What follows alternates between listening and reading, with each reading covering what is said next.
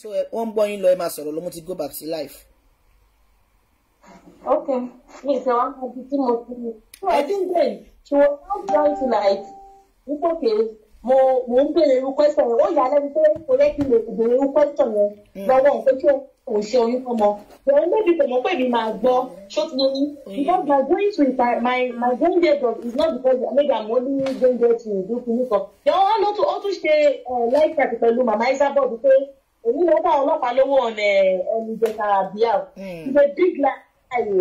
It's a big lie. I saw the post today. Ó ṣe wọ̀nyẹn tó bá continue láti ṣe báyìí. Nínú ẹgbẹ́ sọ nǹkan tó ṣe fún nǹkan tó wù tó ṣe fún I don't want to know please. But what I'm saying is this that kò sí kankan tó máa gbé inú ẹ̀.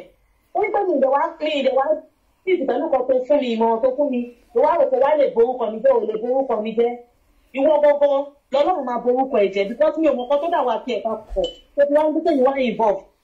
Báyìí ìgbà tí ìbẹ̀rẹ̀ wípé ibi táwọn yìí lọ jẹ́ ìwé wáyàn tó fẹ́ fi ṣe ẹlẹ́rìí. Mo wá pè lórí phone. I called her immediately when she blocked me on WhatsApp. Why did you say why me like this? Okay, why did you block me? Why would I block you? I don't expect such questions from you. Check it out. Oh, you what? I don't expect such questions from you. I'm only and I know what I'm saying. No, that I don't like what I'm hearing. That if you truly you have voted pregnancy for that guy, you never have the right to like. You arrested this guy. You were just punishing him. Don't immediately. Also bank call me. Pa. Or the black. But you blocked me. I don't know. When I tried the number again, it was telling me number was not reachable. You know all the kind of stuff. Once I reach I just laugh. When you block it, let me hear. But confirm it. If you buy ya, God will expose you.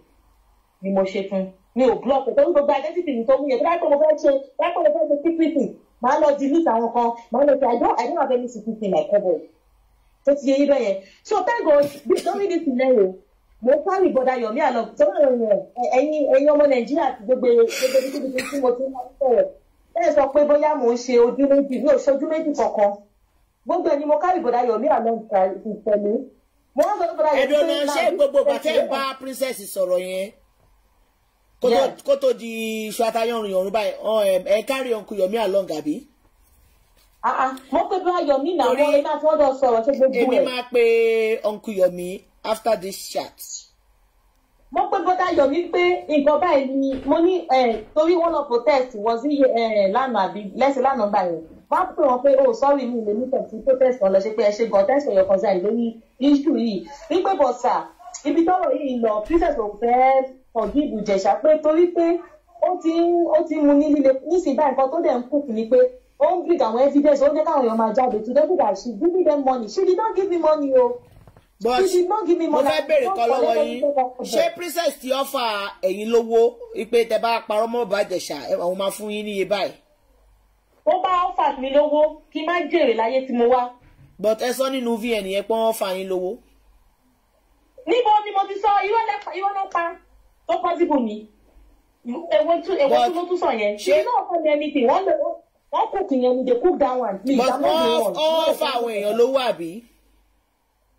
she was giving like ẹ mọ̀ pé nígbà tó fẹ́ mi tọ̀ ó ní Ìyábọ̀ don't worry if you can go Ìyábọ̀ gan ti sọ wípé anybody tó bá come out tó bá lè sọ ọ̀tọ̀ tí Ìjẹ̀ṣà ṣe ipò máa feature nínú film kò sọ pé owó ipò tó èmi ò parọ́ mọ́yàn ipò máa feature nínú film ló sọ. Ẹlẹ́dìdẹ̀ wà mẹ́ta tó sọ̀rọ̀ yìí nígbà máa feature ẹni yẹn sínú fíìmù èmi wá rẹ̀rìn kódà mo sọ̀rọ̀ yẹn gan láàrin ìgbà tí a wà ní àárín àwọn àgbàgbà òṣèré àwọn senior colleague mi nínú industry àwọn àpapọ̀ lọ́jọ́ mo ní ẹ wo ẹ̀tàn tí bẹ́ẹ̀ fi tàn pé òun máa ṣọ́wọ́ pọ́mọdé industry mo jẹ́ pé Ìyábọ̀ máa ṣe Ìyábọ̀ wá ní mẹ́sìn tí mo máa lé ni kó ní kálukú jà forí ẹ̀ ní thirty days tó bá yẹ pé mo ti ṣe nǹkan yẹn ni they will be happy with me. For your information, Instagram tẹ́lẹ̀ èèyàn lọ ń takù mi ò ní access sí mọ́. Ìgbà tí mo ṣe fídíò pé ojú ti kíní kan ìgbà náà fi lọ report mi fún Instagram àbí bẹ́ẹ̀ wọ́n lọ láti ẹ̀ ní access sí account yẹn mọ́. For those of you commenting on that page, mi ò ní access sí mọ́ so I can never do anything on that. And gbogbo yín sọ̀rọ̀ ìgéèsì pé ẹ̀ mò ń tẹ̀ka mò ń da wájú mi ò dáwájú mi ò dẹ̀yìn o mi ò dáwájú mi ò dẹ̀yìn mi ò support ìkọ́ tí princess mi ṣe o. mi ò support ẹ̀ but mi tètè mi ṣe wípé mo ṣe fi pẹ̀lú ẹ̀yẹ bóyá tí wọ́n rò pókè mo mú evidence wá fóun ni mi ò sẹ́ndì nǹkan kan tó jẹ́ kí ní fún o don't see where those evidence tó jẹ́ pé àwọn èèyàn ń gbé ìgbìmọ̀ yẹn gbé ti Ìjẹ̀ṣà wọ́n á sọ pé kó má lo gbogbo ẹ̀ kókó forget ó wá ní kí lọ tender mo ní mi ò lè tender and she send number to me that she send to those number wọ́n ní mi ì lè send mi ì lè tender ju woman kan tó ní màmá lọ́lá àbíkí nìkan àwọn gbọ́ ṣàtẹ̀mọ́dé sọ fún pé mi ì lè tender mo ní àwọn ilé mo ní by can never go there láyé mi ò lè ṣe mo dẹ̀ ní kó forget everything but because she insisted the only thing mo ti mọ ọdún pé títí sọ̀rọ̀ yẹn she blocked me and since then a sọ̀rọ̀ for the past 1 month now a sọ̀rọ̀ even more than 1 month a sọ̀rọ̀ mọ́ me mo anything time or anything I don't follow her on Instagram I don't even bloody care to know her information because téèyàn bá ti dájú bẹ́ẹ̀ mi ò like where that bẹ́ẹ̀ ó ti dájú jù owó olórí burúkú ni owó àwòyàn tó fẹ́ fi kúnra owó àwọn òkúta òní bá píṣọ̀ tó ń jẹun aláwọ̀ olè bàjẹ́ and a lot of people don't think all don't think like this is going today so please if anything happens to me ọ̀run mi wà lọ́wọ́ ẹ o. ṣé èmi lè béèrè àwọn question kan lọ́wọ́ yín. Yes. Ṣẹ́rí ní bínú tí àwọn fans Bàbá Ìjẹ̀ṣà tó bá dàbò yín gan because ọ̀rọ̀ tó wà lẹ́yìn torí ìgbà tí mo náà lọ wo Instagram yẹn ṣòye yìí bó ṣe kú kọ̀ọ̀rọ̀ yẹn I laughed tó bá jẹ́ mi náà ni I will comment the same thing so that is why fine since yesterday people have started calling me mo pick kó àwọn èèyàn even someone told me to off my phone I said I will never off this phone ẹni tó bá jẹ gbè ló máa kú gbè I will never off my phone over what mi ò ṣe nǹkan tó bad ṣe I will treat people. No ṣe fẹ́ gbọ́ ẹ ṣe nǹkan tó bad ní ojú tèmi fìrí ẹ̀ ní bínú ni ṣe rí òótọ́ ọ̀rọ̀ máa ń korò ṣùgbọ́n ẹ má fara gbà á because ẹ̀yin lẹ fúnra yín fa gbogbo ọ̀rọ̀ yìí ṣe rí látilẹ̀ tó bá sọ pé èèyàn tó bá dẹ̀ máa bẹ́ èṣù jẹun bí òwe Yorùbá wọn ní ṣíbí ẹ̀ máa ń gùn ni ṣùgbọ́n nígbà tí ẹ̀yin rí pé èèyàn tó fi ọ̀gá yín sínú àdánwò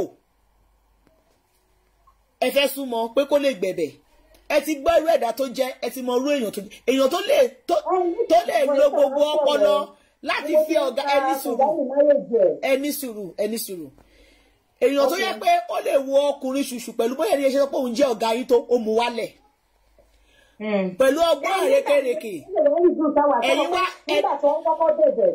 nígbà tó ń bẹ̀bẹ̀ sorry to cut it short ma nígbà tó ń bẹ̀bẹ̀ like I was just thinking pé bí eré lọ́sàn-án tí ọ̀rọ̀ wọn lọ bí 3 weeks 4 weeks everyday àwọn pàrẹ́jì pàǹtí bí ẹni tó ń pàrẹ́jì. Ṣùgbọ́n tẹ bá máa súnmọ́ ẹni sùúrù ẹ jẹ́ kí n sọ̀rọ̀ mi tẹ bá máa súnmọ́ irú ẹ̀dá bẹ̀ yẹn ẹ̀dá tó yẹ pé ẹ̀yin gan fúnra yín wo fídíò ọ̀gá yín àbí ẹ̀ wo fídíò tí Bàbá Ìjẹ̀ṣà sọ pé ro tọ́ lọ́rùn ṣé ẹ̀ wò ó. Ok gbogbo gbà tó wá release yẹn sìn ṣé gbogbo gbà yẹn ti da voice note sí lọ́wọ́ ń gbà yẹn. Àjáàtì náà ẹ̀yin èèyàn ẹ lọ bá mi wo fídíò yẹn tó sẹ́yìn sórí wọ́ọ̀lù yẹn sórí Instagram ẹ̀ go and view ẹ lè view ẹ you will see the date tí o bá yọ date níbẹ̀ and I will screenshot to you now screenshot the date yẹn fún yín you know my own I can never delete my date òun lè yọ date kúrò bẹ̀ ó ti pẹ́ that was early stage. Ṣẹ́rí ẹ̀dẹ́ kí n sọ nǹkan tèmi máa sọ fún yín gbogbo ọ̀rọ̀ táwọn èèyàn bá ń sọ fún yín lọ́wọ́ because ara ń kan so many people and nǹkan tó dẹ̀ fún princess ní power ni pé ẹ̀yin jẹ́ PA Bàbá Ìjẹ̀ṣà ẹ̀dẹ̀ tún súnmọ́ so anything kò sí ọgbọ́n àrékèrèkè because bí pé betray ọ̀gá yín ni number 1 princess jẹ́ èèyàn kan sọ pé wọ́n ti bẹ̀ ẹ́ láwọn àgbààgbà kan ti bẹ̀ ẹ́ wọ́n fọlọ́run bẹ̀ ẹ́ èèyàn tí ò mọ Ọlọ́run èṣù ló kù so tẹ́ bá dẹ̀ fẹ́ súnmọ́ rú ẹ̀dá bẹ́ẹ̀ yẹn èṣù lẹ́ máa lò sí ìsọ ẹ pé èyí tí wàá lọ lorú ọgbọ́n àrékèrèké nǹkan tó fẹ́ gbọ́ lẹ́nu yín òun lẹ́yìn sọ fún òun ló ṣe fún yín ní chance láti jẹ́ kẹ́ máa bá òun sọ̀rọ̀ nígbà tẹ́ iná wá fẹ́ reverse padà pé ọ̀nà ìparun rèé ó gbàgbẹ́ ṣayín sí blocking àwọn nǹkan tẹ́yìn ti tà fún tẹ́tí tà fún nígbà tó ga yín tẹ́yìn wò pé bóyá ó máa gbọ́rùkọ bẹ́ẹ̀ yẹn ọkọ̀ èèyàn lè kókókókó gbogbo nǹkan tẹ́yìn wá dà fún òun ló ń lò against yín ló ń lò against ọ̀gá yín náà sì gbẹgbẹdẹ gbìnà because princess yìí kéèmù pé ẹni tó ti bọ́ síta tẹ́lẹ̀ pé ìwọ tó bá mọ̀ pé Bàbá Ìjẹ̀ṣà ní fáìlì ẹ̀ rí Bàbá Ìjẹ̀ṣà molest ẹ̀ rí Bàbá Ìjẹ̀ṣà rape ẹ̀ rí kó bọ́ta díẹ̀ ní ìwọ̀n rí ẹyẹ so èyí tẹ́ wá jẹ́ PA Bàbá Ìjẹ̀ṣà tẹ̀sùmọ́ àwa tá ń jà fún yàrá sójú rí ẹ̀yin tẹ̀sùmọ́ ó ti fi ibi kan wúlò fún yóò dẹ̀ ti máa fi ibi kan ọ̀tí rí ṣẹ́kọ̀ọ́ tí mo sọ yé yín ẹ wá sọ pé èèyàn tó fọlọ́run bẹ̀ tí ò gbọ́ tí wọ́n fi Ọlọ́run bẹ̀ tí ò gbọ́ tó ní dandan ẹ̀sán ló wà nínú dáyàrí òun ẹ̀yin wá súnmọ́ onítọ̀hún ẹ wá àti voice note ọ̀gá yín send sí ibi tẹ ẹ kó kú gan o òótọ́ ọ̀rọ̀ ní kí n má bàa yín sọ mi ní sọ pé tó ní mo fẹ́ máa béèrè voice note lọ́wọ́ yẹn mo fẹ́ béèrè ọ̀rọ̀ lọ́wọ́ yín kí n má bàa yín òótọ́ ọ̀rọ̀ ní kọ́ máa sọ so tí àwọn fans Baba Ìjẹ̀ṣà bá dàbò yìí owó ọ̀tẹ̀ but for now ẹ̀yẹ kọ́ máa wò kẹ́mà wọn tó ń bá rọ̀ lọ gbogbo nǹkan tẹ́ bá sọ ìtẹ́ iná bá mọ̀ pé ẹni evidence láti back ẹ̀ up because ọ̀rọ̀ yìí ó sì lọ́kọ̀ sí gbogbo yín pátápátá lẹ́ máa yọjú síbẹ̀ sọ̀rọ̀ mi yé yín because lójú àwọn èèyàn ṣe bìtì ọ̀gá yín ni ṣẹ́gẹ̀tì kò sẹ́ni tó fẹ́ rí mọ́ pé ẹ lọ wá fún ẹ pé ẹ ń bẹ̀bẹ̀ because voice to tó circulate ipe Baba Ìjẹ̀ṣà ó ti bá rí sùn rí Baba Ìjẹ̀ṣà ó ń bá wọn sùn nínú gúrùpù ẹ̀. Ó lọ mọ́ evidence bí mo sọ pé ó ti tẹ́lẹ̀ sùn rí o ní ìdásọ́rí o kó má bàdá lé mi rú o. because èèyàn ní sọ pé torí pé ẹ fẹ́ súnmọ́ princess pé tó lè bá kiri kéèyàn wá máa ba èèyàn tí ó wà nínú ìṣòro yẹn jẹ́ because ṣẹ́ni voice note yẹn ó dá wàhálà rẹ̀ gan ó dẹ̀ jẹ́ kí àwọn ọkọ̀ àwọn ẹyẹ àwọn ẹranko játijáti àwọn tí wọ́n ní life tí wọ́n láyọ̀ tí ẹ pé life wọn they are loneliness ẹ jẹ́ kí irú wọn kọ́ máa ta òun sí irú èmi tí mo wá ń jáma ní ṣẹ́gẹ̀t voice note òfò voice note ìyá ìmí ò lọ́kọ ìmí ò ní bàbá ìmí kò mọ bàbá ẹ̀ ìmí kò láyọ̀ torí èèyàn lè nírú Baba Ìjẹ̀ṣà yẹn kò ní lẹ́gbọ̀n àbí kò ní lọ́kọ kò ní pé kó parẹ́ máa yé lára irú yìí ẹ̀yin yìí sister Elizabeth ẹ̀yin lè jẹ́ kí wèrè èrè pé oṣù kan kó máa sọ̀rọ̀ sí irú àwọn atájẹ́ fún Baba Ìjẹ̀ṣà pé ṣé bọ́ ṣe ń dò wá ní dama nínú yẹn ṣọ́rọ̀ mi yé yín sí so gbogbo dàtà ọjà sí ẹ̀yin lẹ jẹ́ kí princess kó máa lo ege sọ àbí pé àwọn ajá lórí irọ́ pé èèyàn tó wọ́n pe Baba Ìjẹ̀ṣà gangan ló jẹ́ ipe pa gan sọ̀rọ̀ tó yẹ kó rí bẹ́ẹ̀ ṣẹ́gẹ̀t kò yẹ kí n jáde rárá mo sọ pé mo fẹ́ relax níbọ̀ ara mi ò gbà ni mo ṣe pè é látànà but mo dẹ̀ dúpẹ́ pé ẹ reply mi lẹ́nu mo dẹ̀ sọ pé ok kí n pè é kí n gbé yín wá online kẹ́ sọ part tí sọ̀rọ̀ mi yé yín sìn because voice note yẹn ò ní princess ń lò ẹ̀ tí a láti lò against yín. gbogbo ẹ̀ náà wọ́n fẹ́ jù àbí voice note tí Baba Ìjẹ̀ṣà sẹ́ni sí yín ṣé Baba Ìjẹ̀ṣà sọ fún yín pé òun rẹ́pù ni àbóhùn fàdíyà. kò sọ bẹ́ẹ̀ o gbogbo kan tó lọ sí ọ̀hún lọ sí ìsọ̀rọ̀ rẹ ni o kò sọ bẹ́ẹ̀ fún mi o ìgbà tí lọ́ọ̀yà fi lọ bẹ̀ gbogbo tó fi ń béèrè lọ́wọ́ ẹ̀ kò rẹ́pù ọmọ yẹn kò dẹ̀ tí ìbọn ọmọ yẹn sùn kò bọ́ ọmọ yẹn sùn fídíò tó ń release was the way they set him up tó fi fọwọ́ kọ ọmọ yẹn lára nǹkan tá a dẹ̀ blame fún mi yẹn kó ṣe kó ti bá sùn kò tí ìbọn ọmọ yẹn sùn rí wọ́n tún lọ ṣe fídíò wọ́n tún lọ kókò fídíò pé Ìjẹ̀ṣà sí ní bá sùn ó kú lóyún Ìjẹ̀ṣà kọ́ ló kú lóyún Ìjẹ̀ṣà ò tí ì bá sùn. kò sí wàhálà. àmọ́ gbogbo tó ṣókù kò sẹ́dá láyé kedere báyìí lójú Ọlọ́run pẹ̀lú òsín ní pé tẹ́mi tó tó gbẹ̀mí ò lè sọ fọwọ́ sí princess ló jẹ́ kó bí ó jáde tán ó ti ń ṣe gbogbo ọkọ̀ tó ń ṣe. torí pé ọwọ́ tẹ̀yìn náà gbé wá fún láti ilẹ̀ pé information ọ̀gá yín ẹ fún. That time, we're like, okay, you know, she was like sending people to Instagram, but people should come and see me for that. They both take a lot of meetings. People talk here, I love church here, God said. I don't need no man law. I love church here. Or listen to one later. I love the church here now. Ṣé èèyàn mọ̀ pé ilé Olúwa ni ìdájọ́ máa ti kọ́kọ́ bẹ̀rẹ̀ ni? Èèyàn Baba Ìjẹ̀ṣà ṣé ẹ wo fídíò ọ̀gá yín ni? Ọ̀gá yín sọ̀rọ̀, ó ní pa wo tèmi, wo tọ́lọ́run mọ́ mi lára.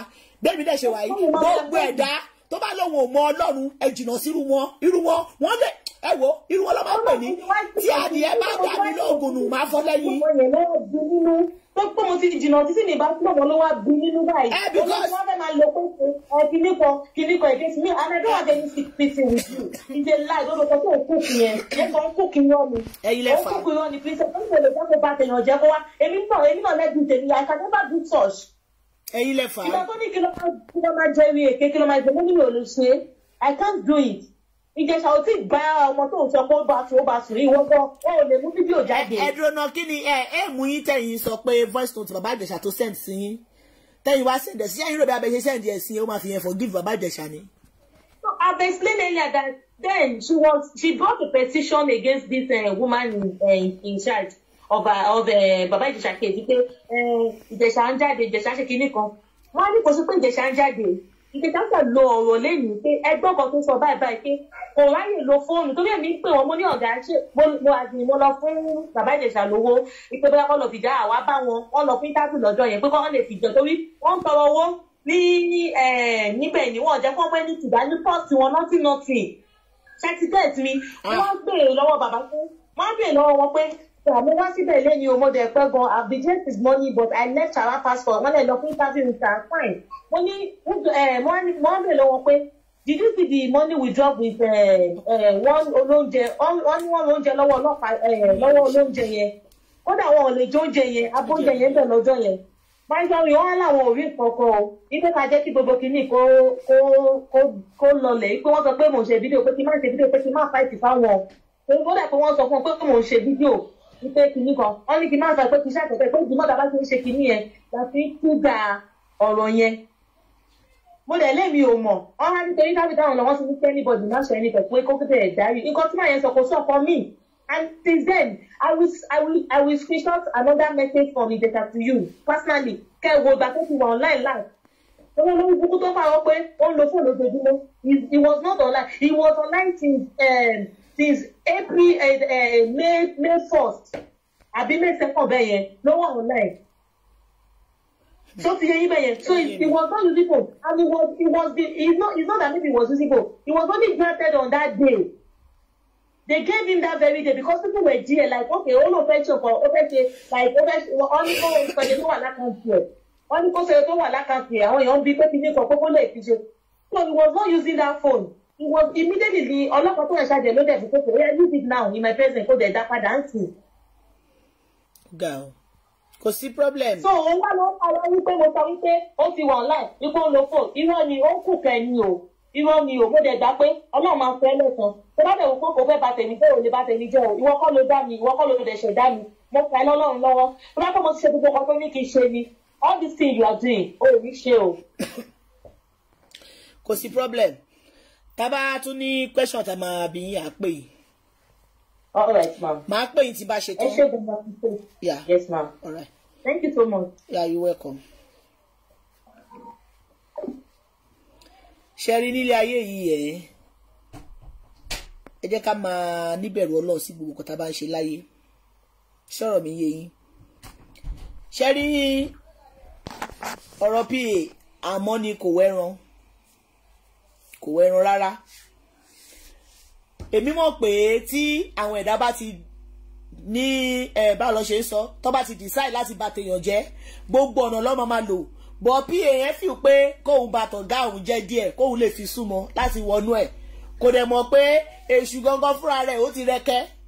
Báwo lẹ ṣe máa rí èèyàn bẹ́ẹ̀ yẹn tẹ̀dẹ̀ ní pé kọ́kọ́ ẹ̀ má di ọkọ̀ ẹ̀ má dì náà ó ẹ rí èèyàn tó rí mọ̀ ẹ má rẹ̀ mi ò fẹ́ ẹ rí èèyàn bẹ́ẹ̀ yẹn ẹ gbàgbé pé wọ́n lọ chọ́ọ̀chì inú chọ́ọ̀chì ní dáadáa máa ti kọ́kọ́ bẹ̀rẹ̀ sọ̀rọ̀ mi yé yín ṣùgbọ́n princess bá ju bàbá Ìjẹ̀ṣà lọ kò jọ Ọlọ́run lọ o princess tẹ bá ń gbọ́ mi torí mo mọ̀ pé ẹ máa ń wo àwọn show tí ẹ bá ju bàbá Ìjẹ̀ṣà lọ ẹ jọ Ọlọ́run tó dá lọ tẹ bá dẹ̀ pa tẹ́ ẹ bá lè jí mi ìlẹsọpọ̀ ọmọ àlè nìyí torí èmi ò mọ̀ pátá wọ́n ní gbogbo ayé ti bẹ̀ yín àwọn ìyá rẹ̀ bò ti bẹ̀ yín ọlọ́pàá obìnrin tó tún wà in charge of bàbá Ìjẹ̀ṣà ètò kọ̀ọ̀kan petition sí gbọ́njẹ́ kẹ́ bàbá Ìjẹ̀ṣà jáde kí ni Dáúdà yìí fẹ́ dànù ta ni yín gan-an ta ni yín ṣẹlẹ̀ lómi tó bá sọ pé kò bímọ láyé ẹ kàn máa sọ pé kíní Ọlọ́run ti mọ orú ẹ̀dá tó jẹ́ pé tírú wọn bá bímọ oró lọ́ máa ń bí torí wọn ní ọ̀ká bímọ sílẹ̀ ó bí oró akẹ́kẹ́ bímọ sílẹ̀ ó bí yọnu obìnrin burú ẹni kò rọmọ bí mo bí yín kí lẹ fẹ́ fọmọ wàhálà ṣe báwo ni èmi ò tí ì láti gbàtí mo ti rìn nílé ayé mi àwọn àràbù àwọn Arabs mo rò bóyá wọ́n ní ọkọ̀ tó yí tó máa fi bá tèèyàn jẹ́ tọ́yẹ́ pé wọ́n bá mọ̀ bẹ́ẹ̀ ṣẹ́rí ti princess yìí Ọlọ́run máa kú sùúrù o oríṣiríṣi ẹ̀dá lọ́lọ́run dá sílé ayé ṣùgbọ́n èèyàn tẹ́ máa ṣẹ̀ tó máa ní pé tẹ́ bá dẹ̀ òun lóògùn gbogbo ẹ̀yìn pátá lòun máa fọ́ òun á tún pàdé Ọlọ́run jẹ́ kẹsẹ́ o ṣẹ́rí ti sẹ́kírìsì bàbá Ìjẹ̀ṣà gbogbo wa la ti gbọ́ nǹkan tó sọ èmi ò tí ní sọ̀rọ̀ sí torí èmi àti wọ́n sì máa sọ̀rọ̀ létà tá bá ti wájọ sọ̀rọ̀ ìdájọ́ tèmi mo fẹ́ ó ní bóyá àti just in 2 days kí n relax dáadáa because ó láwọn oògùn kan tí mo ń lò ni mo ṣẹ̀ṣẹ̀ máa ń ṣèdájọ́ tèmi mo ti fi gbogbo eléyìí commentators lọ́wọ́ àtẹ̀yìn fáǹsì bàbá Ìjẹ̀ṣà o àtẹ̀yìn ètà àṣẹ̀tẹ̀ ní kó kú o mo ti fi ìdájọ́ lé gbogbo yín lọ́wọ́ ẹ ti gbọ́ tẹnu Elizabeth fúnra rẹ̀ ẹ lọ ṣèdájọ́ tó bá yẹ fún ṣó ti yé yín tó bá fẹ́ kọ́mẹ̀ntì tó dáa fún ó kù sọ́wọ́ yín tó bá lè pẹ́ fẹ́ bú náà ó kù sọ́wọ́ yín ṣùgbọ́n lady yẹn ti fòun lẹ̀ pé tí nǹkan bá ṣe òun princess ní kọ́ mú o. If you want to call in, you can call in. Bóyá máa gba 2 or 3 more people call. So kí lè máa lọ because I need to rest. Ẹni tó bá fẹ́ pè, you can call me. Sọ̀rọ̀ mi yé yín. Ẹni tó bá fẹ́ call in, you can call in. Gbogbo nǹkan tó ń ṣẹlẹ̀ gbogbo àná láti fojú ayé rí. Princess tó bọ́ta tó ní tí bàbá Ìjẹ̀ṣà bá ti rape ẹ rí tó bá ti molest ẹ rí bọ́sítà kò sọ kò rí ẹyẹ. Débi pé PA bàbá Ìjẹ̀ṣà nìkan ló dìde lọ́ba ẹ wá sọ pé kó má wẹ̀ kọ́ ọmọ ẹ̀ àṣebàjẹ́ wẹ́ ní kúra ni èèyàn wá nǹkan tó máa ṣàfihàn sọ pé bàbá Ìjẹ̀ṣà ò bọ́ kúrò níbi tó wà yẹn ìwọ tí wàá lọ ń gbé bá èmi ò tí lè sọ̀rọ̀ sí yín o èmi ò tí lè sọ̀rọ̀ sí yín. Hello ma. Hello sí baby. Yes ma. Mo lè tún sí kíní yẹn. Yes ma. Orílẹ̀-èdè yẹn fẹ́ play smart. Bẹ́ẹ̀ni. Bàbá àwọn kan wà smarter than her. Bẹ́ẹ̀ni. Ṣé ti yẹ ó fẹ́ fi méèkì fà ni wọ́n pé ó máa bu òun lọ́wọ́. Kó mọ́.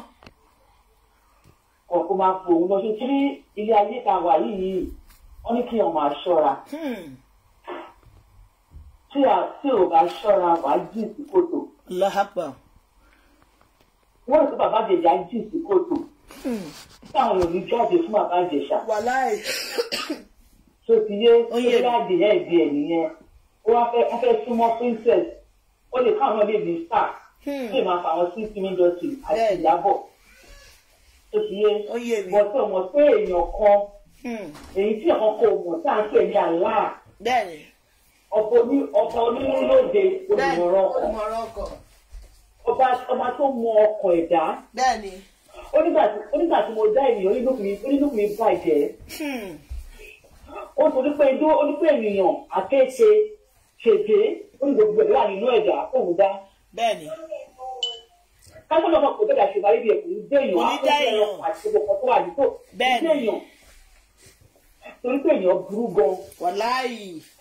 Wo ọkọ tá à ń fẹ́ gbogbo ká ìjọ tuntun àìjọ ń jí wọ́n ń da ìyàwó ń da ọkọ ẹ̀. Da ọkọ.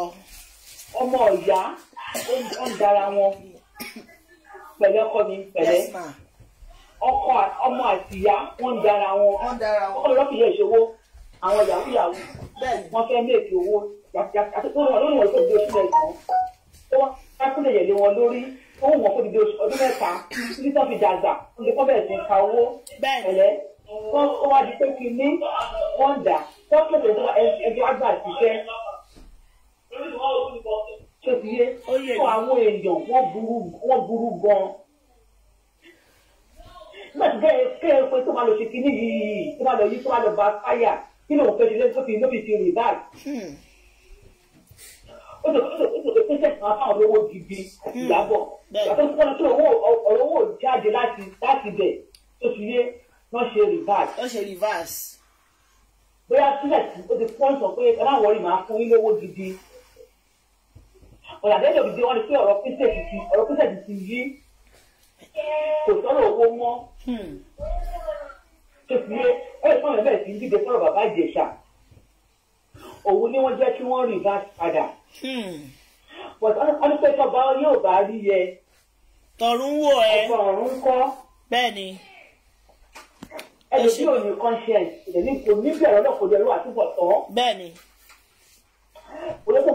Ẹni náà kì í jẹ́ kó máa kó òun nìkan nínú sàárè. Bẹ́ẹ̀ni. Ká máa jí èdè tó yá ẹni ò ní ṣe sọ̀rọ̀ ojú ò ní sọ̀rọ̀ ẹsẹ̀ ò ní sọ̀rọ̀ wákàn máa wo rẹ̀ bí ẹ̀ pé à ń wo tẹlifíṣàn wọ́n máa wo gbogbo nǹkan tó ṣe ní bí ayé ṣe. Tí ìjọba bá ro àtúbọ̀tán ni ẹ̀dá ò ní ṣèkà ẹ̀ní ojú ọmọlàkejì ẹ̀ kò dẹ̀ ní wá ìṣubú ọmọlàkejì ẹ̀. Bẹ́ẹ̀ni. Ṣùgbọ́n ẹ̀dá ò kì í rò ó a kàn lọ sí church à ń kírun wọ́n ti fọ́nrán pé babaláwo mi ó ṣàn tẹ́ àwọn àtàlọ́ sí church káàdì ẹ̀ tún forí sọlẹ̀ káàkiri káàkiri wákàtí márùn-ún lọ. Ẹ ṣe gan mọ́ mi. Tó kọ́ bàbá kò ṣe ọ̀yá mi ajá fún Ọlọ́run máa fún ẹ ṣe òṣìṣẹ́ jẹ́ orógbó àti tọ́mtọ́m. Mo ti lògùn. Ẹ ṣe mà. Okay. Túbọ̀ yẹn náà ojúlẹ̀ tó lè láwo yín àtọ̀tọ̀ wọn bẹ́ẹ̀. Gbogbo ẹ̀ là ń ṣe mọ̀. Ẹ ṣe mọ́mì. Yes mọ́mì. Ẹ ṣe gọ̀mà. Yes ma. Mi ì tí ì fásitì rí o. Ẹ máa rí ẹ máa wọ̀ rí. Má bá yín track ẹ̀ tí bá ti ṣe tán. Okay. Yes ma. Okay, ṣe.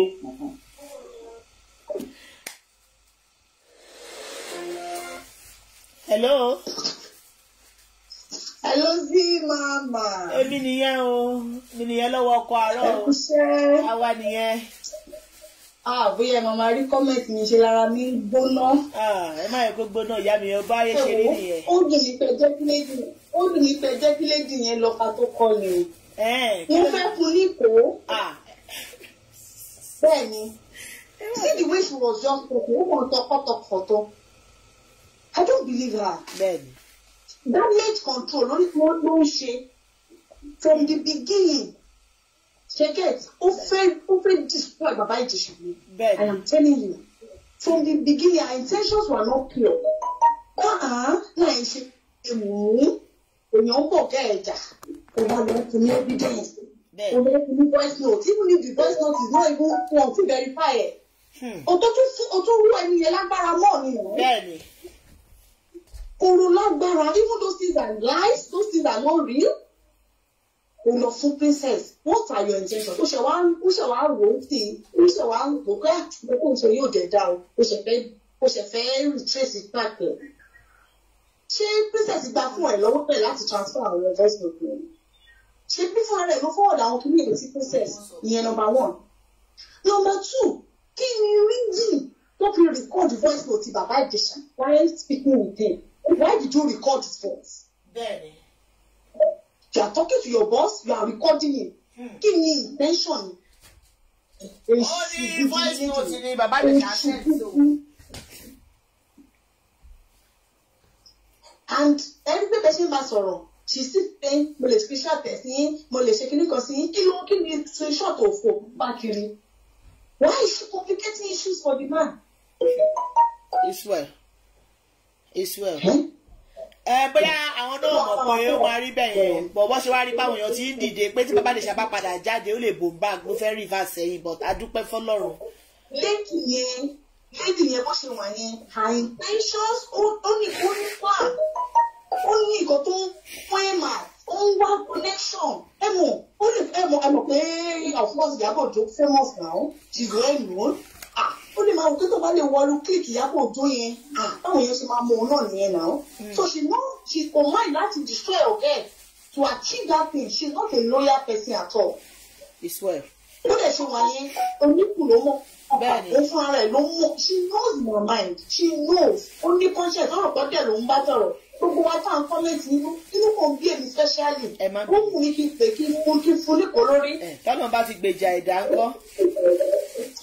Ọlọ́run dẹ̀ máa fún Baba Ijesha yẹ. Gbogbo ọkọ̀ ṣe ìfìnáwó rẹ̀ fà. Torí àkúmọ̀ pé gbogbo eléyìí ló wà lẹ́tẹ̀lẹ̀ lẹ́nu jẹta sáànà ni gbogbo eléyìí jáde báṣì ni wọ́n ṣe máa tú lẹ́yìn kọ̀ọ̀kan nìyẹn. Bẹ́ẹ̀ ni bó ṣe máa tú nìyẹn. Ẹ ṣe gọkọlà. Bó ṣe máa tú nìyẹn. Yes ma. Yes ma. Ẹ ṣe ma. Ṣé tóbìnrin bá ń wọ ọmọ láyé yìí ẹ jẹ́ kí inú yín mọ́ ẹ jẹ́ kí inú yín tó di bí òkúta yẹn ẹ jẹ́ kó open kó free so that kí ọmọ lè wọbẹ̀ kọ́mọ gidi lè wọbẹ̀. Ṣé ní obìnrin tọkọ ẹ bá le tí inú ẹ le tó jẹ ọ̀dájú kò sí àyè kò ní wùmbù débi kọ́ ọmọ fẹ́ dúró. Ẹlẹ́wọ̀n gbogbo àwọn èèyàn tó wojú Ọlọ́run fún ọmọ yẹn ikú wọn dí wọn dájú.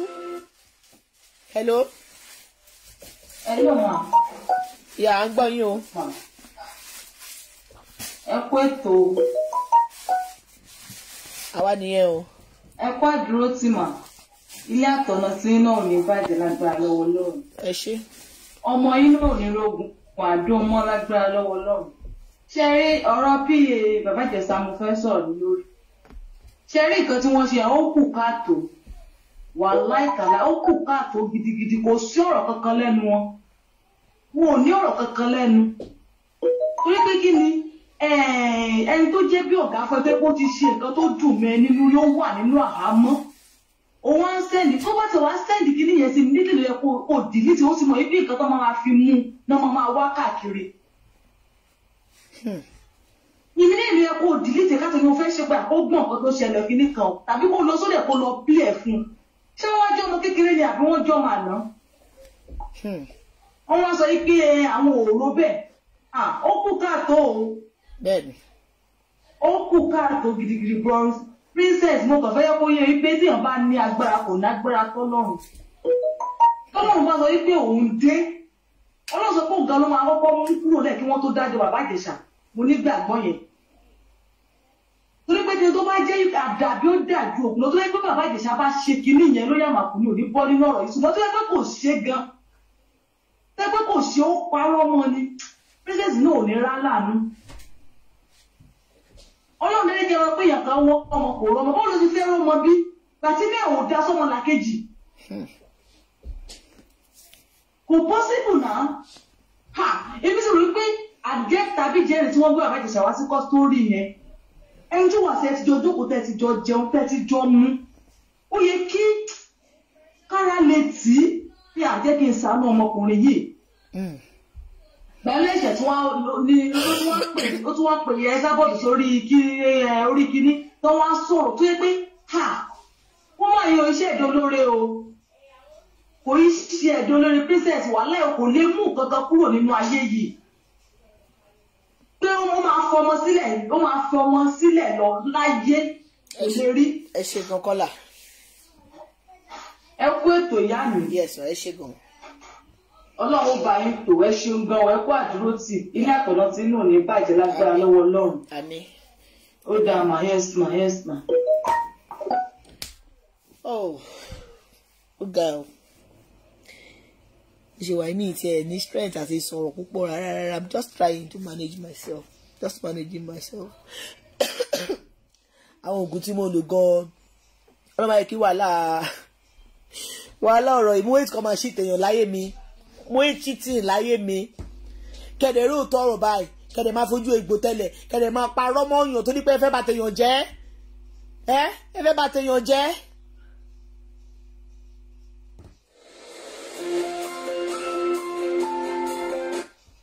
Hello.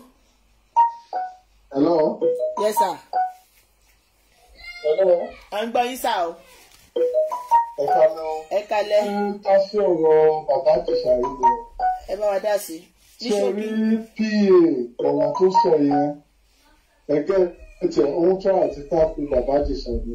Then nǹkan tí mo kàn fẹ́ sọ tẹ́ bá wá gbọ́ nǹkan tí bàbá Ìjẹ̀ṣà gan ó sọ lórí fídíò yẹn àbí lórí voice call tí ó tó sẹ́ǹtì PA yẹn.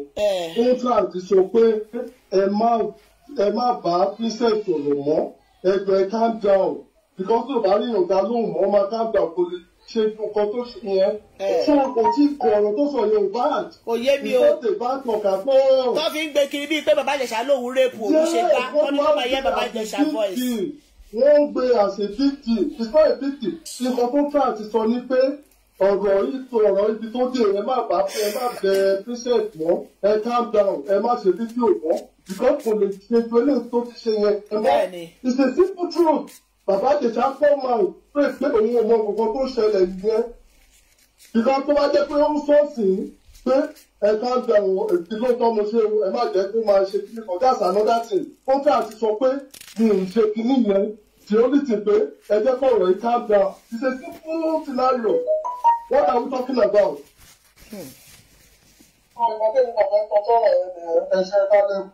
Ẹ ṣé gan bàbá mi. Àmín.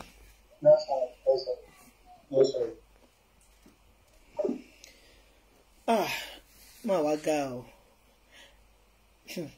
Èmi ò tí rí ẹdún náà.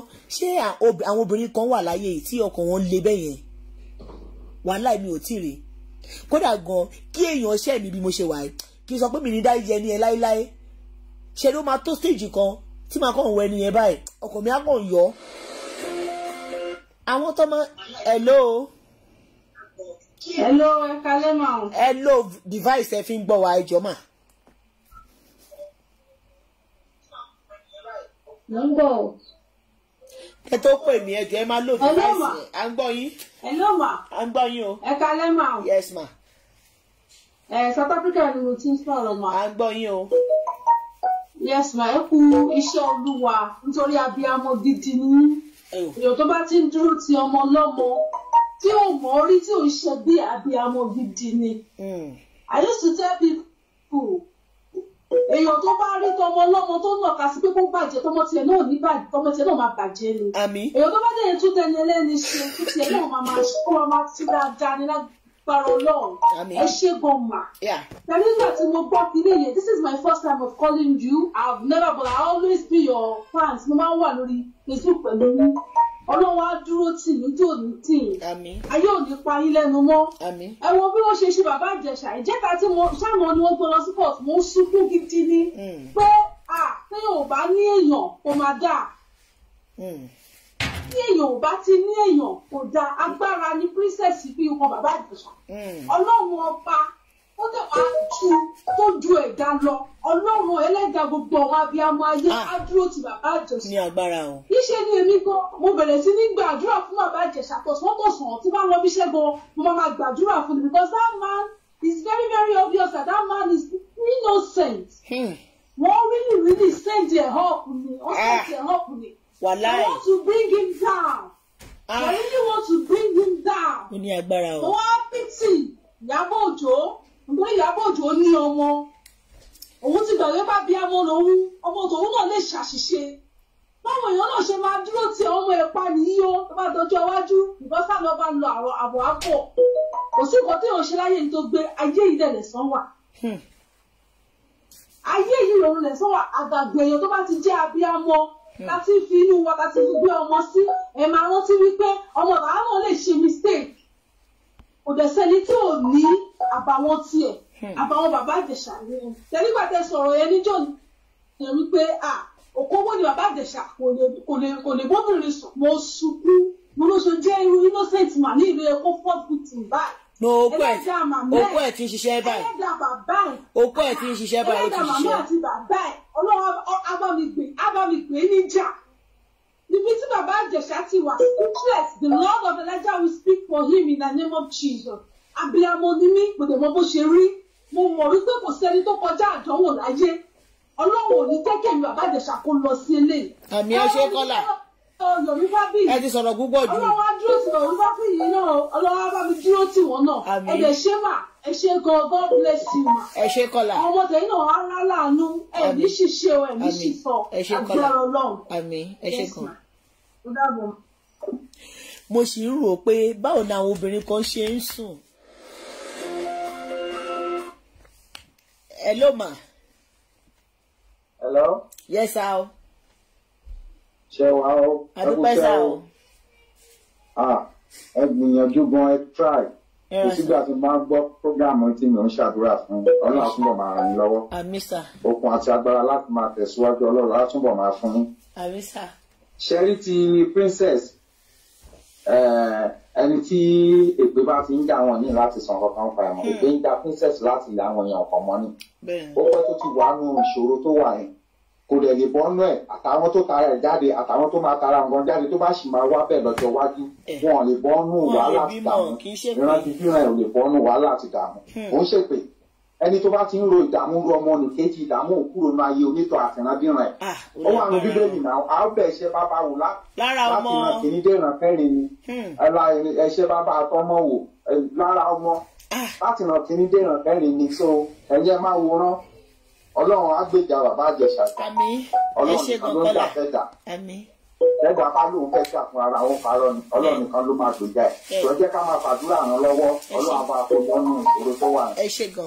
ṣẹ́rí tí pa yẹn nǹkan kan wà láàrin bàbá Ìjẹ̀ṣà àti pa fẹ́ jogún ẹ̀ tó ń wá kí bàbá Ìjẹ̀ṣà gan kú síbi tó wà ẹ̀ ṣùgbọ́n tí wàá rí pé gbogbo ayé ti wà lẹ́yìn bàbá Ìjẹ̀ṣà bí la ti ń gbọ́ tó bá wá jáde irú ipò wo ló máa wà ló ṣe ń ṣà láti change yín sìn. so Ọlọ́run àbá yanjú gbogbo ẹ o. ẹ ṣáà máa bá ọkọ báwọn ẹ̀kọ́ máa bá pàdé àwọn bàbá Ìjẹ̀ṣà lọ́wọ́ àdúrà nìkan ló kù. ẹ ṣé o. ẹ kú ètò. yes bàbá mi. ẹ wá o àwọn ẹ̀dá tọ́pọ̀ wọn balẹ̀ bí òkúta ìjìnà sí wọ́n máa bá ti ń jẹ́ o. hello sir. ẹ̀wẹ̀ so. ẹ kalẹ́ sá ẹ kíjọ mẹ́ta. ààrẹ bó ti rí. wàláì orí tirọ́tirọ́ orí tiritiri. in fact kọ́lọ̀ kó ṣàánú wa o. àmì ẹ̀kọ́. ṣẹ́rí ọ̀rọ̀ yẹlò mo fi ń gbọ́ ẹ̀. okay now àkọ́kọ́ náà princess ìjẹ̀bú afọ wẹ́lẹ̀ bọ́ náà yóò wọ̀ yìí máa gbára náà ó ṣe jẹ̀bú gbó wí máa jẹ ọbọ náà wẹ́lẹ̀ fọ ẹjẹ́ sọ Yorùbá tó ló lè máa gbọ́ àwọn tó bá gbọ́ ètò wa máa gbọ́ àlọ́sọ àwa jẹ̀bú parapọ̀ a máa wọ́n ìpè fún ẹ torí ọ̀rọ̀ yìí sì èpè ló dẹ̀ ní ìdí. ó lágbára o. ò bá lọ sí ẹ̀wà mo rí ibì kan tó lọ pín ẹ̀wà àti búrẹ́dì fáwọn kan tó wà ní gbòòbí kan ó wọṣọ kérúbù àṣírà fún ó lọ ń pín ẹ̀wà ó sì ẹ̀wà sẹ́yìn búùtù lọ pín ṣé ìyẹn ló fẹ́ fi máa ṣe ètùtù ló fẹ́ fi máa tu ayé lójú ìgbà tó bá fẹ́ pín ẹ̀wà kí ló wá ń gbé sórí kámẹ́rà nǹkan tó tiẹ̀ tún pín gan kò tiẹ̀ lówó tó lè fi ṣe ṣáríìtì ó tún láwọn ẹ̀wà bíi èlò náà ń tẹ̀wà Nàìjíríà kéèyàn ṣe ẹ̀wà dìríkà bíi méjì wá gbé sí kúlà wá lọ sí àdúgbò táwọn èèyàn tó mọ̀ pé bí ó pa àwọn kan wá ní ẹ máa tó ẹ̀tò wá lé àwọn èèyàn bíi kiri very aggressive mo wo pé ṣọ́dẹ̀ làwọn tó wá ń gba ẹ̀wà yìí níṣẹ́ àwọn èèyàn kan ẹ wá ń gba ẹ̀wà ebi in fact àwọn ìjọba tó ti yà ní. àbí nǹkan tó lóun ṣe yẹn gan ó tún rí bí kùdò ń gan alára fúnra ẹ̀ kò tún lè ra ike kó tiẹ̀ sáàbù kìíní yẹn kó pọ́nlé ó wá ní káwọn èèyàn yọ búrẹ́dì kúrò nínú láìlọ́ọ̀nù ó wá ń bu ẹ̀wà sínú láìlọ́ọ̀nù fáwọn èèyàn fáwọn ọmọ yẹn ìfìdílẹ̀ ó wà lórí mú kan rí báyìí so irritating mo pé what's this. èmi owó àwọn èèyàn tó bá dájú bẹ́yẹn èmi owó wọn wà láì mi owó wọn téèyàn bá dájú I don't watch them. accident ni mo kàn fi rí kinní yẹn mi ò fọ́lù ẹ̀rí mi ò ṣé mo pé èèyàn tí inú ẹ̀ bá le tó bá já lára ka èèyàn òun náà tí ẹ máa bá aṣẹ ní social media yìí ó ń tú àṣírí àwọn fúnra wọn pé life wọn gan ò balance àwọn èèyàn ń sọ ọmọ orí kọ́mẹ̀tẹ̀ ẹ̀wà burúkú kan báyìí ló ṣètò wa alóníkà àwọn ẹ máa yọ búrẹ́dì kúrò ní láìlọ́ọ̀nù wọ́n á jẹ́ wọ́n á bu ẹ̀wà sínú wa. wọ́n ti tẹ̀lé wa ẹ̀ka wa ó wọ́n ti fún ẹ̀wà bribe àwọn ọmọ lọ́mọ. ẹ̀wà wèrè ẹ̀wà ẹ ló wà ní àwọn èèyàn lẹ́wọ̀n ẹ bá jẹ́ wà ọ̀ràn o ẹ bá lọ jẹ̀wà dé lọ sí kirikiri pẹ́rẹ́ kí báyìí nìyẹn. omi tó fi sí ẹ̀wà yẹn ó ti fomi yẹn ṣanra ó ti fomi yẹn ṣanra ó wá fi sí ẹ̀wà. ẹ gbà wá o.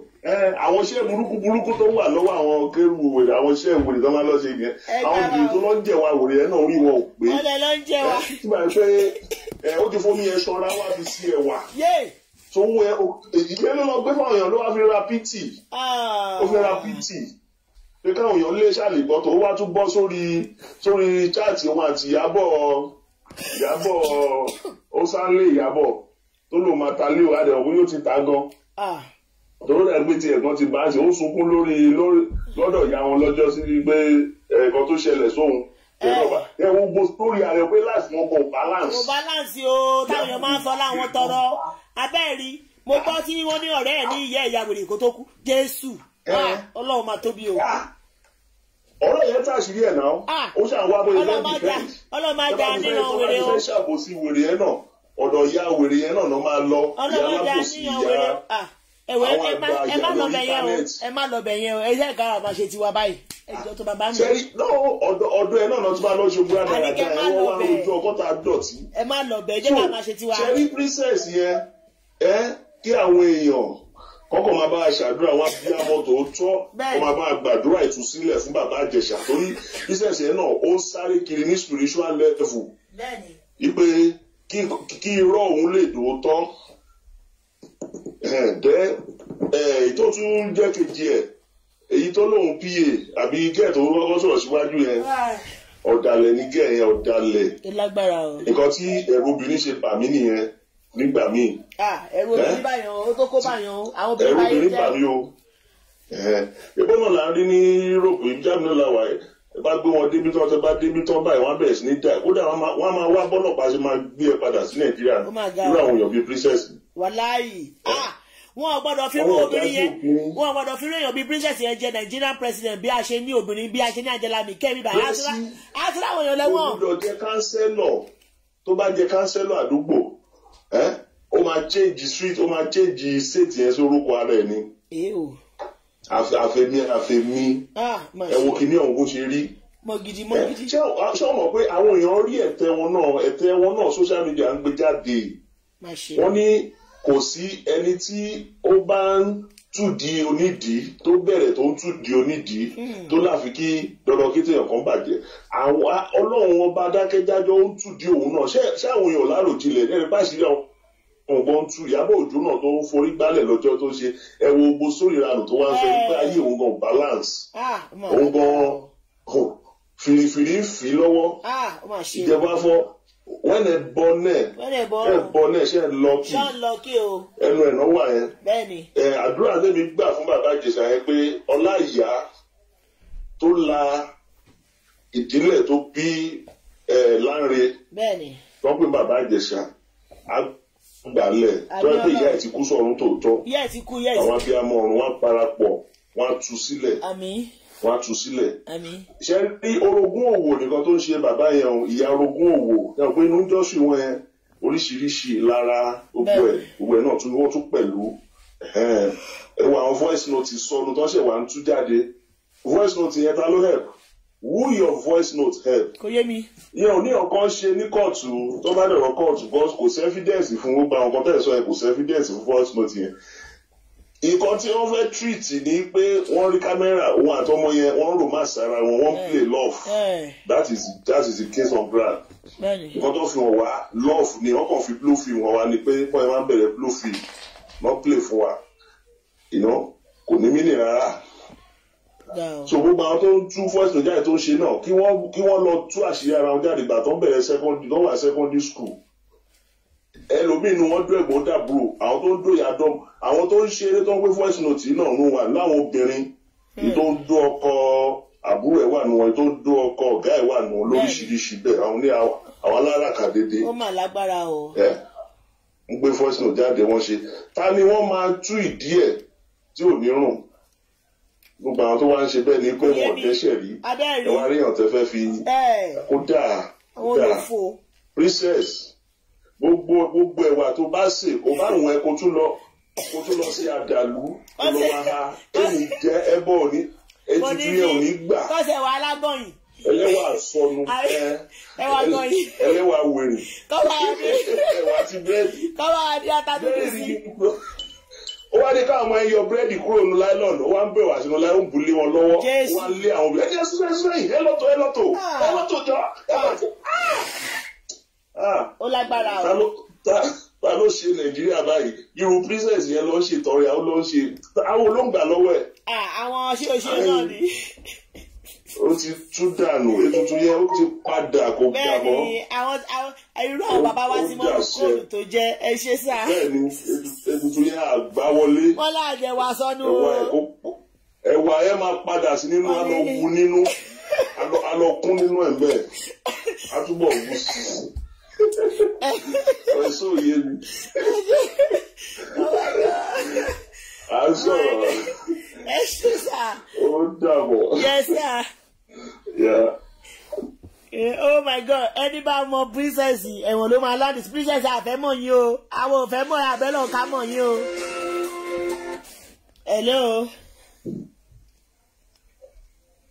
hello kọ́là. hello ma ẹ kalẹ́. ẹ kalẹ́ o. ẹ kú ètò ma. awanu. ẹ rí gbogbo nǹkan tẹ́ wá ṣe láyé yín lọ́lọ́run àwọn àlọ́wọ́ sí lágbára Ọlọ́run. àmì jẹ́rọ̀bì àtẹ̀yìn náà. mo rí iṣẹ́ yín o àwọn ọmọ tẹ́yìn náà bí ibi gíga ni wọ́n wà lọ. aláwọ̀ mi ẹ ṣe gan. olórí ọba Ìjẹ̀ṣà òkú wa náà à ń pè ó ìkọ̀ ọ̀sán máa dàrúkọ alákòóbá bọ̀ ṣé ní nǹkan tó ṣẹlẹ̀ Nàìjíríà yìí á ó ga pọ́fàtì pọ̀ jù níjọba. bẹ́ẹ̀ni. báyìí ló ṣe máa fi oúnjẹ lọ tó máa ń gbé wà ní àwọn lọ́wọ́ tọ́lẹ̀ máa jẹ́. nínú ìlú tó ṣe pé ó jẹ gan wọn fi ń bá yá àwọn èèyàn jẹ. ó lágbára. ọlọ́wà kọ́ àmọ́ ṣe kọ́ lọ́sẹ̀ àwọn ayọ̀ wáyé náà. ẹ ṣe gan. ẹ ṣe mọ̀ ẹ ṣe tó dàrọ̀.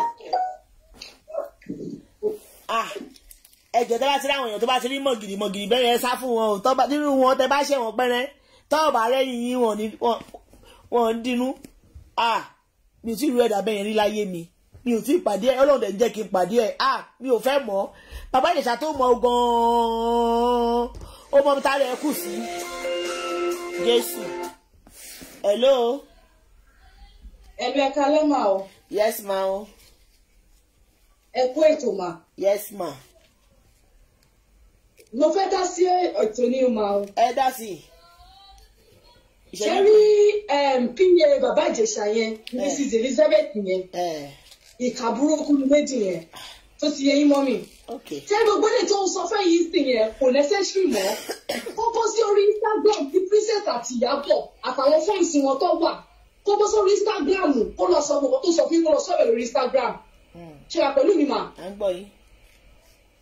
torí gbogbo nǹkan tí Princess àti Ìyábọ̀ ń ṣe wọn ò sí lórí Facebook nìkan orí Instagram yẹn lọ́ fi ń sọ̀pọ̀tà jù ìdájà wọn tó ní Instagram yẹn lọ́bìnrin gbogbo tí Ìyábọ̀ àti Princess ń sọ lẹ́tì Elizabeth yìí náà ó lọ sí BBC àbí Punch kó ní wọ́n gbé àtọ̀ ní tàbí tó fẹ́ wé ara ẹ̀ mọ́ pẹ́pẹ́ lóòótọ́ ni kò lọ́wọ́ lóko tó ṣe pẹ́pẹ́ lóòótọ́ tó fẹ́ rí wọn ìṣe bàbá Ìjẹ̀ṣà kó lọ bá wọn Punch àti BBC kó ní wọ́n gbé àtọ̀ ní interview ó ṣe interview yẹn táwọn yẹn post ẹ̀ sọ̀rọ̀ láì táwọn yẹn rí ohun tó bá sọ kó náà go against the Princess ní ẹnu kọ́ ló fi lọ́rọ́ ẹ̀ fi lè jù bẹ́ẹ̀ tó wá ń sọ tó kọ̀ káwọn yẹn rọ́bìṣì nìkan tó ń ṣe yẹn tẹ́lí aṣọ Princess bó ṣe wà yẹn sí wọn wọn máa kọ́ni sí wọn níwájú kò sí kan tí ò lẹ́sàn ilé ayé ilé sọ́dẹ̀ ti máa ẹsẹ̀ ìtúrẹ̀ ti bẹ̀rẹ̀ bó ṣe wà ilé ayé lẹ́sàn àkọ́kọ́ bẹ́ẹ̀ ni ọ̀rẹ́ ṣègùn ni gbogbo bẹ́ẹ̀ ṣe àṣìṣẹ́ ti bẹ̀rẹ̀ ọ̀rọ̀ yìí mo ti fọ́lọ̀ yìí mo dẹ̀ wá fọ́lọ̀ yìí tí mo dẹ̀ wá máa tẹ̀ máa jà àyè lórí ọ̀rọ̀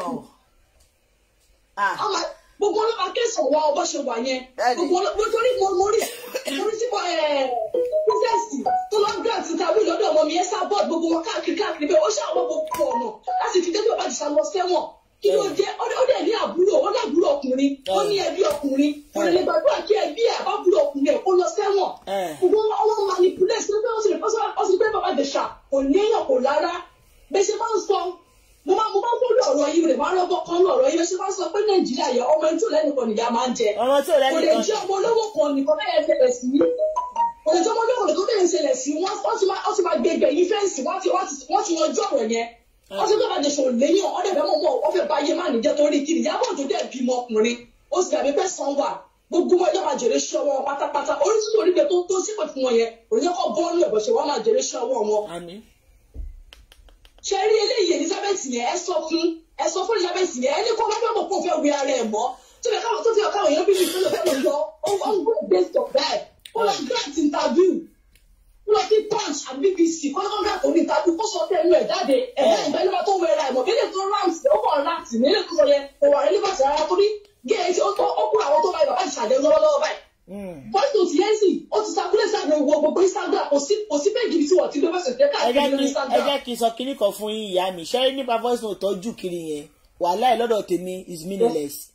ìdí ni pé èèyàn tó bá wà ní ìṣòro dandan kó sọ̀rọ̀ kó bẹ̀bẹ̀ ṣé bàbá Ìjẹ̀ṣà sọ́nu voice note yẹn pé òun dòdì ya ni àbí tòótọ́ ni pé nǹkan tí Princess yà kí òun tòótọ́ lòun ṣe ni ṣó sọ bẹ́ẹ̀ ni kọ́ máa gbé kiri náà kọ́ máa gbé kiri kọ́ lọ kú wọ́n ṣe èrè kọ́ máa gbé kiri kò kan awakọ̀ afẹ́ta wa bíbà yìí àwọn ló lẹ́jọ́ wọn tó fẹ́ gbé kiri ó lè dandan kọ́ gbé kiri kọ́ lọ kú. wọ́n kàn wọ́n takọ́ta kú máa nẹ ni wọ́n lè rí wọ́n ṣe gbé kiri làwọn èèyàn lọ́ọ̀fù ẹ̀ àṣírí mo sọ fún yín ṣe rí lẹ́nu pé wọ́n kàn ṣe bàbá Ìjẹ̀ṣà ní court ẹ máa wọ̀nyàn tó fẹ́ dìde ìrànlọ́wọ́ fún ni kọ́ máa gbé kiri wọ́n ń ṣe èrè.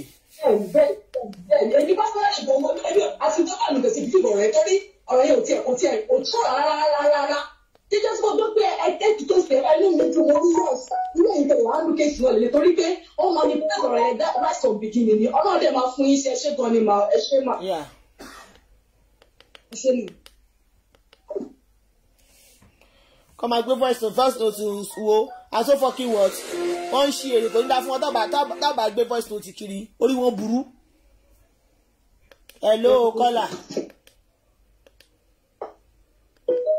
Hello. Yeah. Àgbà yìí. Hello.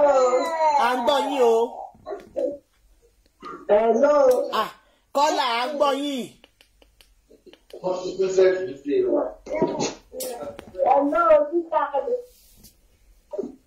Next caller, please. Hello. Hello. Yeah, caller. Hello, ma. Yes, sir. I'm going, sir. Ẹ kú ètò wa o. Yes, sir. Ẹ kú gbogbo wàhálà bàbá Ìjẹ̀ṣà náà olúwa tó máa ràn lọ́wọ́. Àmín. Òṣìṣẹ́ ṣe rí lédi yẹn. Gbogbo ilé tó wá sọ sí àbá ọkọ̀ wa ń sọ kátikàti ni. Because number one, báwo ni ọ̀gá tó jẹ́ pé ọ̀gá tó ń bá ṣiṣẹ́ ó rí pé ẹni yẹn wà nínú wàhálà kan ó tún wá rí pé èèyàn tí ẹni yẹn bá jà ó tún wá pè tó tún wá fún ní information ta ló ń ṣerú ẹ̀. Ó yà mí lẹ́nu o. Kò séèyàn tó ń ṣerú nǹkan bẹ́ẹ̀ o. Ó ṣò mí lọ́wọ́ o.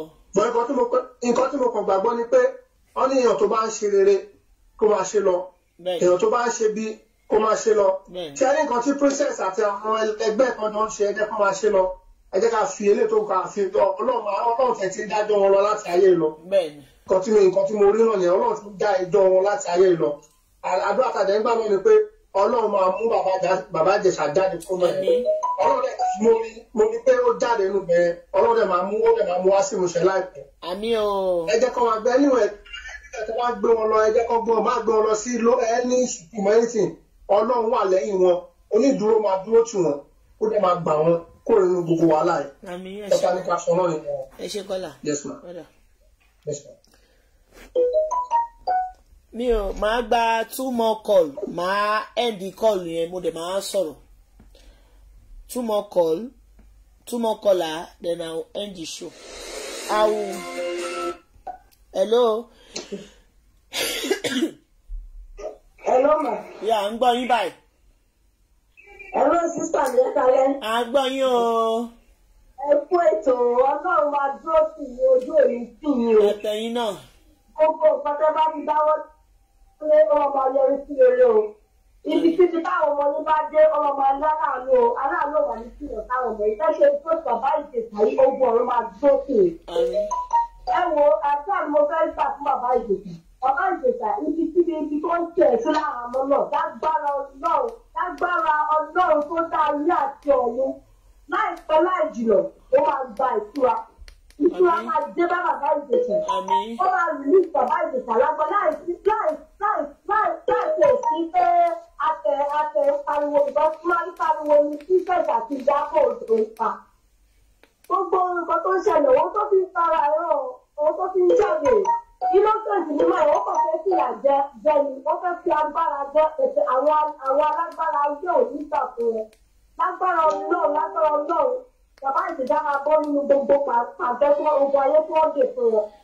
Ẹ wo gbogbo nǹkan tó ń ṣẹlẹ̀ làwọn èèyàn ti ń rí gbogbo ìtọ́ àtìgbà tí ètò ìfẹ́ ti bẹ̀rẹ̀ sí ṣe kọ́ńdàmù mo ti tẹ̀lé ní. Tẹ́lẹ̀ ní ìbílẹ̀ ìbẹ̀rẹ̀ ìgbà sílẹ̀ ẹ̀ṣẹ̀ yìí ìbùkọ́ tí wọ́n bá bàbá Ìjẹ̀ṣà dáadáa ó máa wá sí lọ́nà gbígbà yìí. Ó ti bá wọn jókòó lẹ́ẹ̀lẹ́lẹ́ àti wọn àti jókòó tó bá wọn ya fọ́tò ló mọ orí èèyàn tó jẹ́wọ́ ẹ̀mọ́ kọ́ wọ́n ṣe irú èèyàn bẹ́ẹ̀ yẹn. Kì í ṣe ẹ̀kọ́ tí ìwọ̀n máa lọ bíṣẹ̀ tàbí ẹgbẹ́ yọ fún ìwọ̀n bẹ̀tẹ̀ níbi tí mo wà lórí bàtà fún ọkọ̀ máa kó wọn yọ ọkọ̀ jáde ojú náà máa ti àwọn ẹlẹ́gbẹ̀ẹ́. Ó ti mọ tó lọ báyìí mo pé olókìkí èèyàn ni pé èèyàn tó yẹ pé ọlọ́run fẹ́ bẹ́ẹ̀ ti kẹ́kọ̀ọ́ káàkiri gbogbo àgbáyé ọkọ̀ ti dáyé wọn jọ́bẹ̀ nígbà ó ní ṣiṣẹ́ ti pènìyàn rírò lọ́rùn rírò ti pènìyàn ṣiṣẹ́ ní tọ́lọ́ tó báwọn èèyàn bá tó kọ́lọ́ owó kan lọ sí wọn ni wọ́n lè fẹ́ gbógun yẹn ìtọ́lọ́ ìjẹ́ kó gbógun lọ lágbára ọlọ́run náà ní gbógun lọ ẹ̀wọ̀n wọn ní kí n kí nǹkan kẹrí mi fáì ẹ ṣe kọ́ọ̀tù ọjọ́ òní ẹ ṣe ẹ máa bẹ́ tó lọ.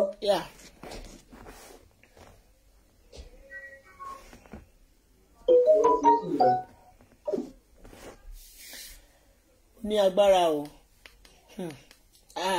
ọlọ́run ọba o àwọn ẹ̀dá kan wà ní ayé ìfẹ́ pé hello sir. Ẹ̀rọ sóyè mi. mo tún rántí nǹkan kan níjà rí ètò tó parí. Èèyàn kan tó sọ̀rọ̀ kan lẹ́ẹ̀kan pé bóyá wọ́n ran bàbá Ìjẹ̀ṣà ṣe bákan. Àwọn bàbá Ìjẹ̀ṣà ó lé síbẹ̀ o kẹ́hìn káwọn máa rò pé bóyá ó lé ó wà bẹ́ẹ̀ ó dúró digbí ni o má ṣe lọ́lọ́run. So káwọn kan máa lọ máa gbé ẹ káàkiri pé àìsàn kan ló ṣe tẹ́lẹ̀ kó ṣe bákan. So ọlọ́run máa yẹ ká rí àkóbá. Ìyẹn kìíní then lórí ẹ̀wà àti business yẹn mi mú wáyé èmi ẹ̀ka àgbègbè kí tó tẹnu mọ́ ẹ̀wà yẹn torí ẹ̀wà yẹn náà wọ́n fi kó bàbá Ìjẹ̀ṣà ẹgbẹ́ kí àbúrò bàbá Ìjẹ̀ṣà bàbá tó bá súnmọ́ káwọn náà lọ sí ẹ̀wà káwọn náà lọ pín in kó fi ṣe dá padà fún princess. ok káko àwọn náà lè ní kó bá a ṣe wá. So bóyá àwa tá a wà ní rògbòn sí nǹkan dáwó ṣebí princess lọ sí ẹ̀wà dìríkà méjì pé ló ṣèṣẹ́ ìtura àwa máa ra àpò ẹ̀wà bíi 50. ok. tó ti yẹ ìsìn a máa ra àpò ẹ̀wà bíi 50. wọ́n á sì ládàlú wọ́n á tún fi dín àkàrà. ok. wọ́n á fi dín àkàrà elépo wọ́n á tún sì ládàlú wọ́n á wá ha fáwọn èèyàn kó fi gbàdúrà ìtúsílẹ̀ fún bàbá Ìjẹ̀ṣà. ok. torí pé princess bóyá wà yẹn kò fojú lásán ṣe gbogbo tó ṣe o. ó ní ká sí ẹ̀wà o. ká sí ẹ̀wà àwọn àti bàbá Ìjẹ̀ṣà káwọn náà fẹ́ wà pa wọ́n. wọ́n ní ká fẹ́ wà pa wọ́n. káwọn wà ẹ ṣe dá padà. ẹ wo so gbogbo ibi tó ń rojọ́ dé àti voice note sọ ní gbogbo àwọn ìyá wọn tó ń lọ ṣe interview fún kí gbogbo ẹ̀ kó dá kó padà lé wọn lórí. díẹ̀ PA bàbá Ìjẹ̀ṣà tó sọ̀rọ̀ yìí kó lọ sórí Instagram torí ibẹ̀ náà ti ń lẹ́nu náà ti ń lé felenga jù kó lọ grant interview lórí Instagram. okay. Ó lọ síbẹ̀ tó tẹ bá ní sí ètò pè bẹ́ẹ̀ sọ fún òun láti bóyá wá sọ̀rọ̀ bí yẹn ó tún láti lọ clear rẹ̀ lórí Instagram. torí ibẹ̀ làwọn pípọ̀ yẹn wọ́n ti ń ṣe gbogbo rubbish tó ń ṣe yẹn. O so ọlọ́run àbá tún bàbá Ìjẹ̀ṣà sílẹ̀ so ẹjọ́ ẹwà kẹsì ẹwà bàbá máa ṣe é sìn a máa ṣe pákéjì a máa ra ike èdè náà ta kétékè wo ìlú tí bísẹ̀sì ní kọ́ yọ bẹ́ẹ̀. ta ló máa ẹdùn náà kétra wo ló fẹ́ bá wa ṣe wà yìí kétra wo ló wà ní house ẹ bá wa ṣí ẹ program yìí àwọn pásítọ̀ lẹ tó ń sọ̀rọ̀ ẹ bá kọ́rọ̀ wọn kéré o ẹ̀mí ló darí wọn sórí ọ̀rọ̀ ẹ̀wà yìí ẹ̀mí mímọ́ tí wọn ò ní kọ́ gbẹnu sọ̀rọ̀ ẹ̀mí mímọ́ gbé wá fún wa pé ká sí ẹ̀wà. no ó gbé wá ní o ẹ̀mí mímọ́ sọ pé kémi gbẹnu sọ̀rọ̀ ó ní kí n sọ jáde ní torí ọlọ́run ló ní dúró tèmi o ẹ̀mí mímọ́ ló dẹ̀ gbénu mi ló òun ló kọ́ mi sọ̀rọ̀. mẹ́sẹ̀gì sí bàbá wa pásítọ̀ ni wọn kò fọ́ ní mẹ́sẹ̀gì lọ fún wa yẹn wọ́n ní ẹ̀wà àwọn nìkan ló tẹnu mọ́ ẹ̀wà yìí wọ́n ní ẹ̀wà yìí ká ṣe dá padà kéfìrà tó bá wà ní house ẹ bá wa jẹjọ àwọn ìlú wo ni ká ti ṣe wà yẹn sá. káwa náà pin on behalf of bàbá Ìjẹ̀ṣà ẹwà ìtúsílẹ̀ bàbá Ìjẹ̀ṣà. ìlú wo ni ká ti ṣe ẹwà yẹn sá. a máa ṣe ní Ìjẹ̀bú. ok. a ṣe ní Ọ̀ṣun. ok. a ṣe ní Èkó. ok. a ṣe ní Èkó dọ́gba ti ṣe yẹn a máa lọ sí Yábà. Yábà náà máa ti lọ pin bẹ́ẹ̀ ni níbi táwọn oníbàárà pọ̀ sí yẹn bẹ́ẹ̀ ni wọ́n á tún wá lọ ságége lójú orin lágége wọ́n á lọ pín ẹ̀wà yẹn wọ́n á kọ sí pé ẹ̀wà ìtúsílẹ̀ bàbá Ìjẹ̀ṣà kọ́ pín kọ́ fi ṣe dá padà fún tí bá tún rí fídíò pílẹ̀ kó tún lọ pín ẹ̀wà níbì kan ẹ ṣáà máa ṣọ́ iye kúlà tó bá pín àwọn máa wá sẹ́ẹ̀dì àpò lápò wọ́n á bẹ̀rẹ̀ sí ní pín kọ́là ẹjọ́ dádì mi ẹjọ́ ẹ ó dọ̀sà mo fẹ́ gbé mọ́mì sórí wọ́n gbọ́ yín ìyá wa wọ́n gbọ́ yín. wọ́n ṣe bẹ̀rẹ̀ ní Ifábùnmi ló ń sọ̀rọ̀. wọ́n ní Ifábùnmi ló ń sọ̀rọ̀ o wọ́n gbọ́ yín màmá. ó yá ayé ti tẹ́wọ́ gbà ó ti dàṣẹ́ bẹ́ẹ̀. Ifábùnmi ló ń sọ̀rọ̀ wọ́n ṣe ṣe. ọ̀run gbà ayé gbà. ok wọ́n làwọn ṣe ètùtù ní ipe wọn máa tún bàbá Ìjẹ̀ṣà sílẹ̀ ṣe ìyá wa. bẹ́ẹ̀ni. ok. bẹ́ẹ̀ni ìpèsè. ok ma àwọn èèyàn ń gbọ́ wọ́n náà ti ṣètùtù lórí ọ̀rọ̀ bàbá Ìjẹ̀ṣà àwọn ìyá wa. gbogbo àwọn yìí tó tẹ̀lé tí wọ́n ti ń jà wọ́n ti ń lu àwọn wọ́n tẹ̀sẹ̀rẹ̀ ni. ok àwọn ìyá wa sọ pé àwọn àwọn ìyá wa sọ pé princess àti Ìyábọ̀ tó jà pé wọ́n ṣẹ̀ bẹ̀rẹ̀ ni o àwọn ìyá màmá ọ̀já tẹ́ wá fi gbọ́ bàbá àjẹsẹ̀ ẹ má jẹ́ ó jábọ́ o. ẹ máa wò kọ́ tó máa tẹ̀lé. ókè mà ẹ ṣé màmá wa ẹ ṣé gan mà ẹ tí bàbá máa ṣe tuntun o àwa náà wọ́n ti yẹ gbóhùn wa wọ́n má yọ gbọ́. èèwọ̀ wọ́n lè rí ẹgbà wọ́n lè rí gbà lágbára náà. ẹ má jẹ́ gbóhùn wa o. iṣẹ́ bá fi rọ́kọ̀ kì í pa ẹ̀kọ́. màmá wa Ifábùnmi wọ́n láwọn ṣe é ṣe tuntun ẹ ṣé o gbogbo ẹ̀yà bíi amú ayé. ọkùnrin kan ṣe káàkiri kan ṣèpèsè. bàbá wa ní olúwa náà ní káàsì ẹwà o gbogbo ẹ̀yin fáǹsì bàbá Ìjẹ̀ṣà ẹ fún wa kẹtìrà ẹ ìbọ̀sì mi o ẹ̀yin tẹ́ bá fẹ́ bá wa ṣẹ̀wà yẹn má wọrí àwọn diaspora adáwẹ́ bá wa wọ́n ní afọ́n ẹ̀wà káàkiri ara ètùtù náà ni ẹ ṣàánú Kúnlé Abíámọ o. ẹ̀wà ìtúsílẹ̀ fún bàbá Ìjẹ̀ṣà. ẹ̀wà ìtúsílẹ̀ o. bẹ́ẹ̀ni ẹ sọ yé mi. yes ma ẹ ṣe gan bàbá mi. God bless you. ẹ